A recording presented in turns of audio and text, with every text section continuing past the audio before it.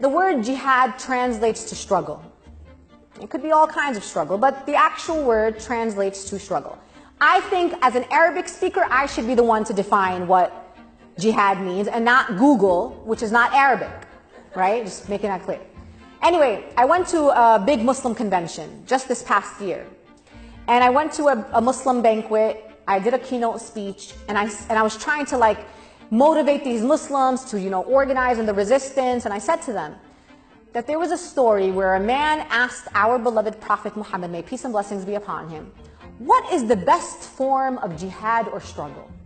And then our beloved Prophet Muhammad, may peace and blessings be upon him, responded and said, the best form of jihad or struggle is a word of truth to a tyrannical ruler. That's it, right? Right? That's what happened. Everybody clapped. It was great. Chatted with some folks, then I went home.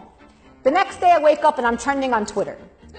And Donald Trump Jr., the son, now this is how crazy this is now, listen to me here. The son of the President of the United States of America was calling for my arrest for treason, for calling for a holy war against the President of the United States of America. I swear to God, go Google it, I'm telling you, it's horrible. Every celebrity, alt-right personality in America was going after me online. I was getting death threats. People were doxing my home address. It was crazy.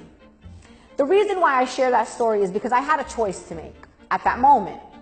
There were people in my community that were so afraid for me that they actually called me and said, Sister Linda, you gotta be careful. You can't be just saying these kinds of things. And I listen to these people because they have my well-being, like they have my best interest at heart, and I know that. They're good people inside. But then I decided to do something. And what I decided to do is I decided to double down. And I called the Washington Post and I said, look, I got some stuff to say, they were like, write whatever you need to write, let's go with this. So I wrote an op-ed for the Washington Post, go read it, and it was about jihad. The reason why I'm telling you this is because I want you all, especially those in the room who are non-Muslim.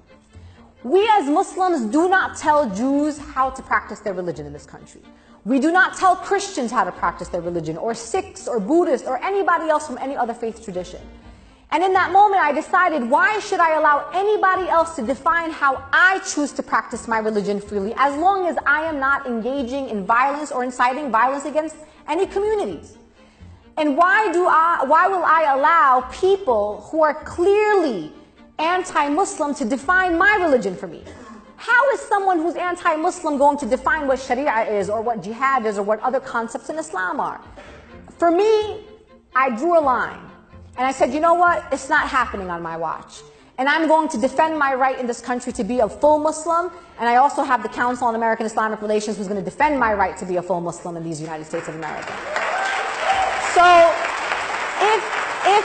if there are questions that you have about Islam, if there are things, I don't want you to be shy. I don't want you to feel like questions are inappropriate. I love when people ask me questions about Islam. Is it true this? Is it true that? What do you think about this? That's cool. If you want to know about Islam, it might make sense for you to ask a Muslim. That's my advice.